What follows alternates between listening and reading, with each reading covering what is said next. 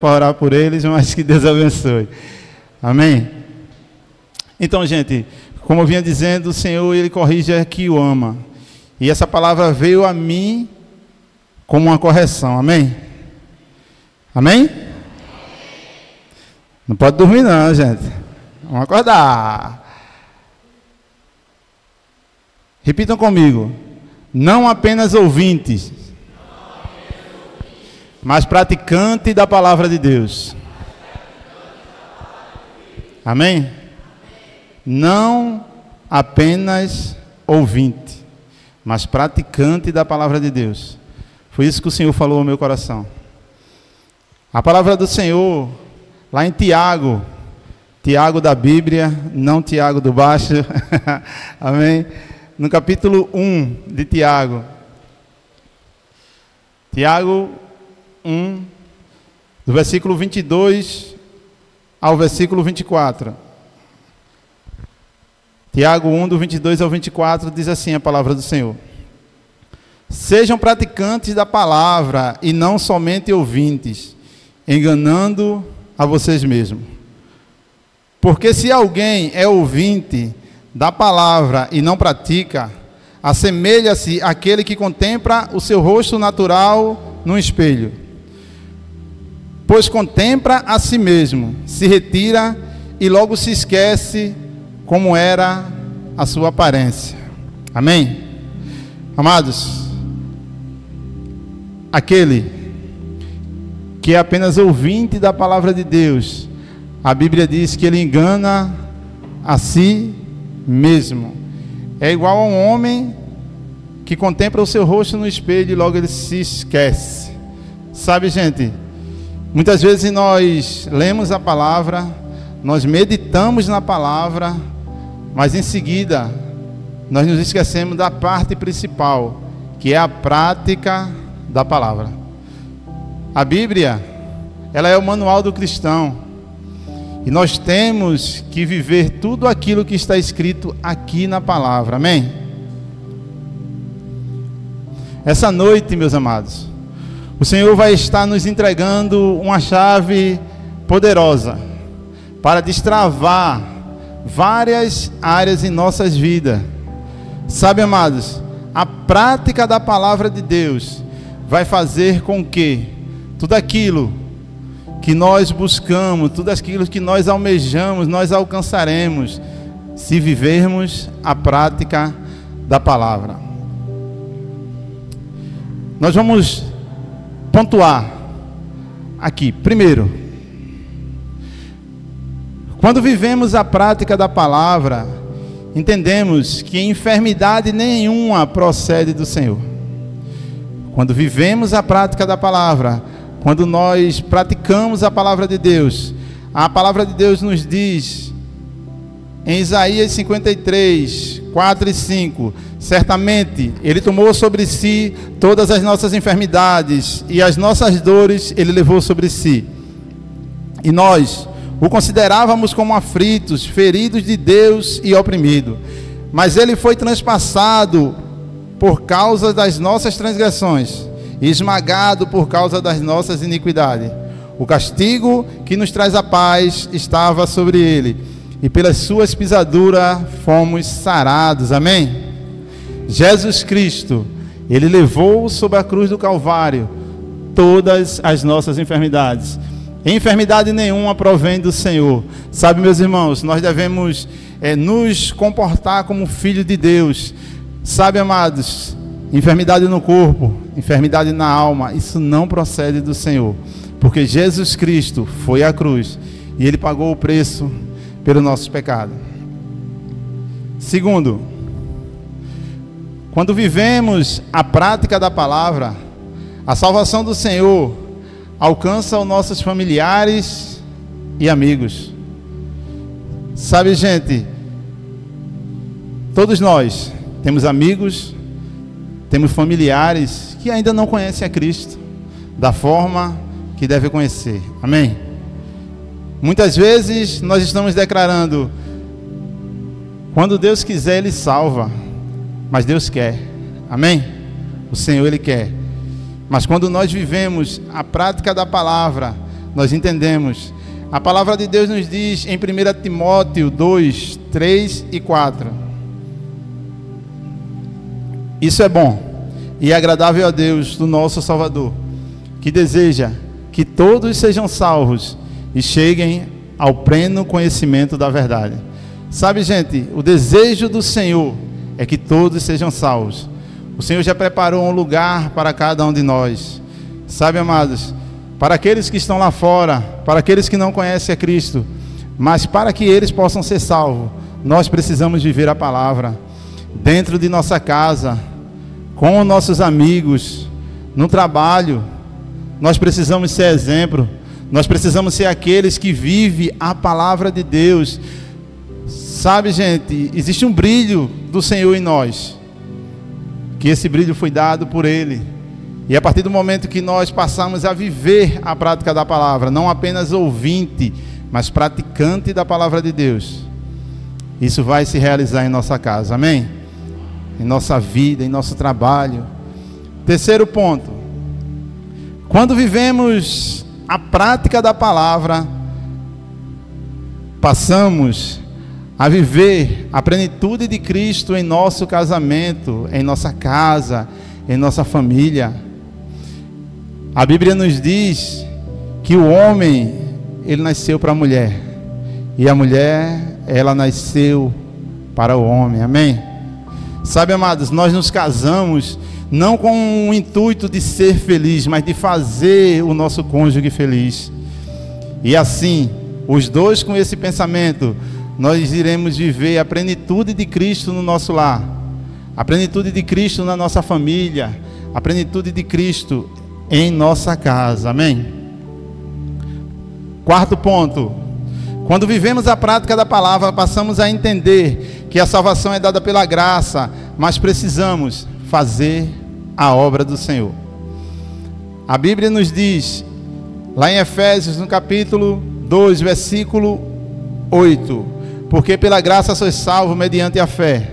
Isso não vem de vocês, é dom de Deus, não por obra, para que ninguém se glorie. Amém? A salvação é um ato gratuito, é pela graça do Senhor, não por obras, para que ninguém se glorie, porque se fosse por obras, muitos iriam bater no peito e dizer: eu tenho um lugar no céu. Mas não é pela obra. Mas o Senhor não nos isenta das obras. As obras devem sim ser feitas.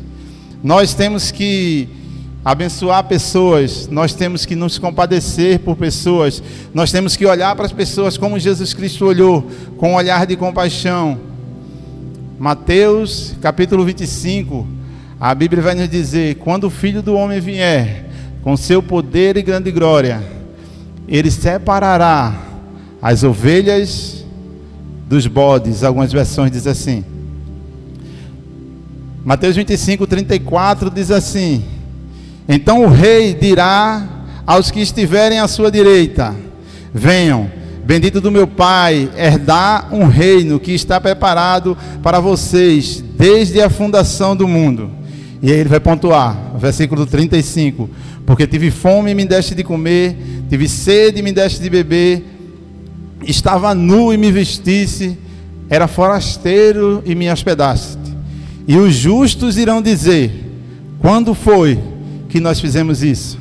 E ele vai declarar: toda vez que fizeste a um desses meus pequeninos. Amém? Sabe, amados, a salvação é pela graça, mas o Senhor nos conduz a fazer a obra. Amém? E nós iremos viver esse princípio quando nós passarmos sim a praticar a palavra de Deus. Lemos a palavra, meditamos na palavra, mas muitas vezes é difícil praticar a palavra. Sabe? Muitas vezes as afrontas vêm, acontece tanta coisa para querer nos tirar o foco, para querer nos tirar desse lugar. Mas se você e eu, nós passarmos a viver a prática da palavra, nós iremos entender que é esse lugar, é nesse lugar da prática, de viver o verdadeiro evangelho que o Senhor, Ele nos chama.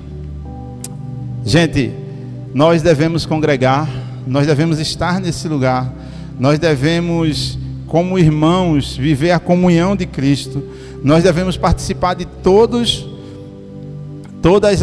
as programações da igreja, nós devemos estar no culto de quarta, nós devemos estar no culto do domingo, nós devemos participar de nossa célula, nós somos uma igreja em célula, amém? Uma igreja que tem comunhão, que tem relacionamento, nós devemos viver as disciplinas espirituais, mas sem a prática da palavra, isso não vale nada. Você está num lugar, mas você não está vivendo a plenitude desse lugar. Nós precisamos viver a prática da palavra. Sabe, meus irmãos, a Bíblia diz que o diabo, ele é o pai da mentira. E eu e você, nós não podemos, como cristão, viver subjugado a esse engano, a esse erro. Nós devemos ler a palavra e devemos nos afastar de tudo aquilo que a palavra de Deus condena. Alguém que passou sua vida inteira na igreja, mas sem praticar a palavra, ele está no grupo daqueles que vão ouvir: apartai-vos de mim. Diga misericórdia. Sabe, amados, nós precisamos viver essa palavra. Romanos 10, 17. E assim, a fé vem pelo ouvir a palavra de Deus. Mas nós precisamos exercitar a nossa fé. Sabe, o ouvir é muito importante, mas a prática é fundamental. Porque alguém que ouve e não pratica, ela vive de aparência.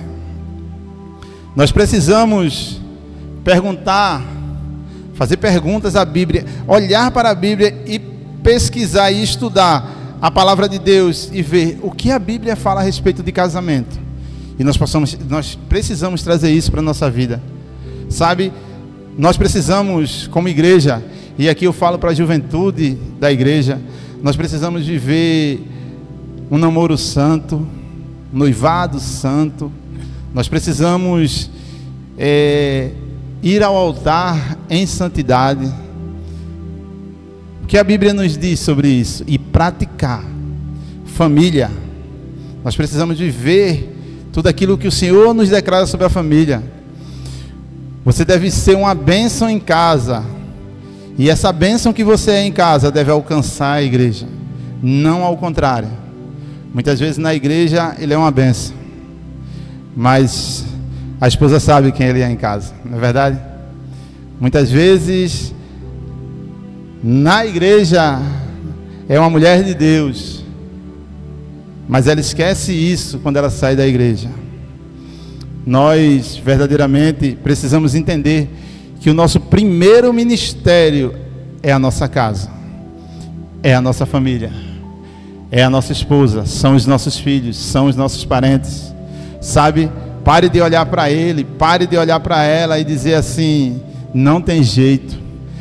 Tem jeito sim, e o Senhor conta com você. Amém? Caráter, né? Nós precisamos ser homens e mulheres de Deus de caráter. Precisamos entender que caráter é diferente de reputação. Reputação é tudo aquilo que as pessoas pensam de você, falam de você. E com isso eu não estou querendo dizer que a reputação não é importante. Ela é sim importante. Nós precisamos ser exemplo em todos os lugares. Você imagina na igreja e na comunidade um homem de Deus, mas quando chega num trabalho que ninguém conhece, está distante de casa. Sabe, gente, nós precisamos ter o caráter de Cristo. Nós precisamos viver essa verdade. Amém? Meus irmãos, deixa eu só voltar um pouco aqui, que esse negócio tecnológico não dá para mim não, sabe? O negócio é papel e caneta na mão.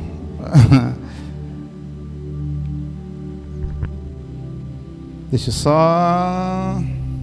Que interessante, rapaz. Será que eu vou ter que pedir ajuda de Maíra? Fica aí, Maíra, por enquanto. Amém, amados. Cobiça. Desejar o que não me pertence. Isso é terrível. A Bíblia diz que o sol nasce para todos. E eu devo olhar para a conquista do meu irmão, do meu vizinho, e eu devo me alegrar com ela. Sabe, amados, não queira o que não te pertence. Trabalhe, que o Senhor, Ele está com você. Amém? Quinta-feira, na verdade, essa palavra ia começar desse momento, né? Mas o Senhor mudou, foi tudo. Quinta-feira, o pastor ligou para mim. Não ligou não, mandou uma mensagem, né? Aí, homem de Deus, eu digo, amém, meu pastor, né? Que a gente se relaciona assim, homem de Deus, meu pastor e tal. Vamos embora. E ele falou, eu estou precisando de você. Eu digo, amém, vamos aqui, eis-me aqui. Aí ele disse para trazer a palavra de quarta. Eu digo, hã? Aí ele disse, ó, se tiver muito em cima, você diga aí que eu falo com um dos meninos, né? Tiago tinha pregado na semana passada, a Crefson na outra. Eu digo, não, meu pastor, eu aqui. E eu dizendo, Senhor, amém, né? E eu disse a ele, eu digo, pastor, amém, de mim não tenho nada, mas vou orar, e o Senhor vai trazer. E aí eu, quinta-feira, fui dormir, orei, fui orar, e depois fui dormir. Eu disse ao Senhor, Senhor, amanhã é sexta, depois é sábado, daqui a pouco chega a quarta, e agora?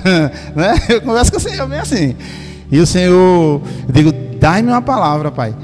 E eu fui dormir. Gente, eu acordei na sexta-feira, assim, ó, quando eu abri os olhos, eu digo, Senhor, o Senhor bradou muito forte em meu coração. Mateus capítulo 7, versículo 24. E esse versículo foi o que trouxe todo o desfecho dessa palavra, sabe? Não apenas ouvinte, mas praticante da palavra de Deus. Mateus 7, 24 é um versículo bastante conhecido. E ele diz assim, Mateus capítulo 7, 24, está lá no Sermão do Monte, né? O nosso supervisor Crefson, ele sempre fala do Sermão do Monte. Eu lembro que ele diz assim, ó, se o cristão viver Mateus 5, 6 e 7, ele já está vivendo a plenitude de Cristo. Lógico que a Bíblia toda tem que ser seguida, né? Mateus capítulo 5, Mateus capítulo 7, versículo 24 diz assim, todo aquele, pois, que ouve estas minhas palavras e a pratica, será comparado a um homem prudente que construiu sua casa sobre a rocha. Amém? Todo aquele que ouve as minhas palavras e as pratica, e coloca em prática. Não adianta apenas ouvir, nós temos que praticar. E esse homem e essa mulher, ela é comparada a um homem prudente, que construiu a sua casa sobre a rocha. Qual tem sido o nosso fundamento? O nosso fundamento tem que ser Cristo. Não deve ser, tem que ser Cristo. Sabe, aquele que ouve a palavra do Senhor e a pratica é comparada a um homem prudente. É ouvir e praticar. Sabe, amados, que assim como o Senhor me confrontou, porque foi um confronto, sabe? Você lê, eu sei que você lê a Bíblia, eu sei que você medita na palavra, sabe? Mas nós precisamos colocar em prática. É ler um capítulo, um versículo falou o seu coração, e a Bíblia diz que é assim, então vou viver dessa forma. É praticando a palavra de Deus. Meus irmãos, como aqui essa noite nós recebemos uma palavra de instrução a respeito dos nossos dízimos e das nossas ofertas, todos os cultos nós recebemos essa direção bíblica, né? Falando a respeito de dízimos e oferta. Eu peguei dízimos e oferta, mas nós recebemos muitas orientações da palavra de Deus, amém? Aqui nesse altar, louvado seja Deus, que é o Senhor que nos dirige, é o Senhor que nos conduz, nós recebemos essa palavra, mas será que nós temos colocado essa palavra em prática? Né? Eu lembro que, eu até falei isso aqui no momento de dízimo, eu lembro que o dizimar, né? E aí, louvado seja Deus, para a honra e glória do Senhor, né? Eu tenho colocado o Senhor em primazia, mas e a oferta? E eu lembro que a gente estava na casa do pastor em uma reunião, né, e foi falado, gente, a oferta é algo voluntário, aquilo que Deus colocar no seu coração. E o que foi que o Senhor me confrontou naquela noite? E o Senhor disse assim: filho, ó, você precisa praticar. Sabe, gente, nós precisamos ouvir essas direções e praticar. Muitas vezes nós olhamos assim e dizemos: não, mas o que tem aqui é para isso, é para aquilo, porque nós temos o nosso compromisso. Mas de uma coisa eu posso lhe garantir: todo aquele que age com fidelidade com o Senhor, tenha certeza que o Senhor Ele honra. Amém? Então, amados, nós vamos meditar um pouco, falar um pouco, né, da conquista de Jericó. Lá em Josué fala sobre isso. Só que antes, Êxodo, no capítulo 20, a Bíblia vai nos falar, Deus dá a Moisés os mandamentos do Senhor. E em Êxodo capítulo 20,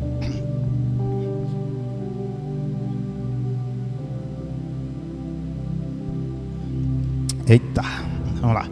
Êxodo capítulo 20, o versículo 17 diz assim, ó: não cobice a casa do seu próximo, não cobice a mulher de seu próximo, nem seu servo, nem sua serva, nem seu boi, nem seu jumento, nem coisa alguma que pertence ao seu próximo. Amados, nós vamos falar um pouco a respeito da conquista de Jericó, mas nós vamos falar a respeito de um personagem, de um homem que olhou, cobiçou e se apoderou de algo que não lhe pertencia. A palavra de Deus vai nos dizer em Josué, no capítulo 6, que a cidade de Jericó, ela estava sitiada.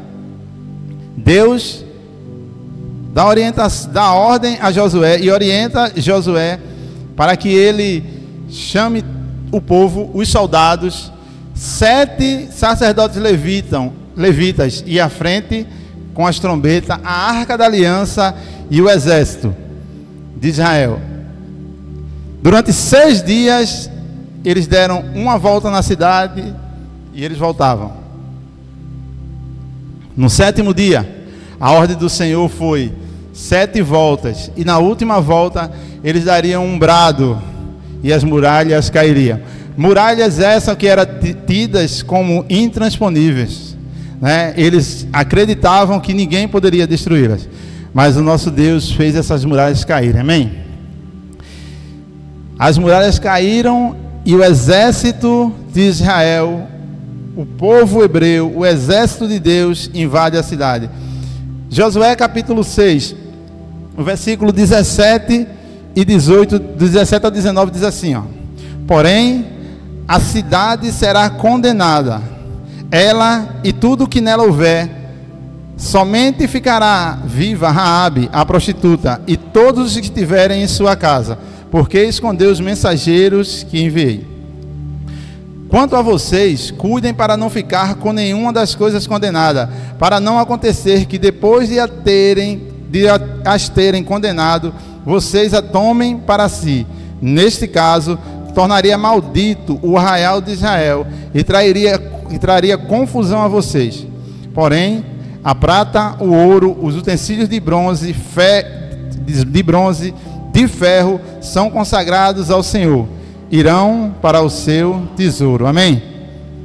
Sabe, amados, o Senhor dá uma ordem e o Senhor diz assim, ó: a cidade, ela está condenada à destruição. Não peguem nada. Apenas Raabe, a prostituta, e quem tiver com ela em casa será poupado. O ouro, a prata e o bronze iria para o tesouro do Senhor. Mas a palavra de Deus vai nos dizer em Josué, no capítulo 7, versículo 1, o pecado de um homem atinge toda uma nação. Deixa eu abrir um parênteses aqui, gente. Sabe, amados, quando nós pecamos, todo pecado ele atrai consequência, não é verdade? E quando nós pecamos, esse pecado vai alcançar aqueles que estão próximos de nós. Muitas vezes aqueles que estão dentro de nossa casa. E Acã, ele fez o que não deveria fazer, ele cobiçou. Nós entendemos que o pecado ele não acontece no instantâneo, não. Primeiro a pessoa olha, depois ela vem um desejo no coração e aí ela peca. E a Bíblia diz que em Josué, no capítulo 7, versículo 1, mas os filhos de Israel foram infiéis em relação às coisas consagradas, porque Acã, filho de Carme, filho de Zabdi, filho de Zera, da tribo de Judá, pegou para si parte das coisas condenadas, e a ira do Senhor acendeu-se contra Israel. Vejam que a Bíblia diz que os filhos de Israel foram infiéis. O pecado foi de Acã, não é verdade? Mas toda uma nação foi culpada por esse pecado. A palavra de Deus vai nos dizer que após a vitória que o povo de Deus, que eles vencem a cidade de Jericó, a próxima reino seria o reino de Ai, um reino bem pequeno com relação a Jericó. Josué envia mensageiros a essa cidade. A Bíblia vai nos dizer que os mensageiros espiam a cidade, voltam a Josué e diz assim a Josué: não precisa colocar todo o povo, cansar todos os soldados, basta 2 ou 3 mil homens. Josué não sabia do pecado de Acã. Josué inocente, né? Acã, ele estava lá na moitinha dele, né? Acã estava... E Josué envia 3 mil soldados. A Bíblia diz que os soldados batem em retirada, são envergonhados, e 36 guerreiros eles morrem. A palavra de Deus diz que quando Josué recebe essa notícia, a Bíblia diz que Josué clama ao Senhor, coloca o rosto, a face em terra, ele e os anciões de Israel, e ele pergunta ao Senhor: Senhor, o que aconteceu? Por que isso? Era melhor que nós tivéssemos ficado do outro lado do Jordão. As outras nações, quando eles souberem disso, eles vão nos cercar e vão acabar conosco. A palavra de Deus vai nos dizer, no versículo 10, do 10 ao 12: então o Senhor disse a Josué, Josué clama e o Senhor responde: levante-se, porque você está assim prostrado sobre o rosto. Israel pecou, quebrou a minha aliança, aquilo que eu lhe havia ordenado, pois tomaram coisas condenadas, furtaram, mentiram, e até debaixo de suas bagagens puseram. Por isso, os filhos de Israel não puderam resistir aos seus inimigos. Viraram as costas diante deles, porque Israel está condenado à destruição. Não continuarei com vocês, se não eliminarem do meio de vocês as coisas roubadas, né? E o Senhor declara a Josué: tem algo errado. E o Senhor diz a Josué: santifique-se, convoque o povo que eu lhe mostrarei. E a Bíblia diz no versículo 15: então Josué, sim, e aí, versículo 15 aqui: aquele que for achado com as coisas condenadas será queimado, ele e tudo o que tiver, porque quebrou a aliança do Senhor e cometeu um ato infame. A Bíblia nos diz que Josué convoca o povo, e por sorteio eles convocam tribo por tribo, e a tribo que é escolhida é a tribo de Judá, família por família, e a família escolhida é a família de Marte, homem por homem. E Acã, ele foi o homem indicado. E aí eu lendo essa palavra, sabe, e eu fazia pergunta ao texto, e eu dizia: Senhor, será que Acã não teve oportunidade de se arrepender? Sabe, amados, ele teve sim, né? Ele viu tudo o que aconteceu, né? Ele viu que guerreiros morreram, mas ele não se arrependeu do seu pecado. Versículo 19, a Bíblia diz: então Josué disse a Acã: meu filho, dê glórias ao Senhor, Deus de Israel, e renda louvores a Ele. E conte-me agora o que foi que você fez. Não me esconda nada. Acã respondeu a Josué, e agora ele vai falar.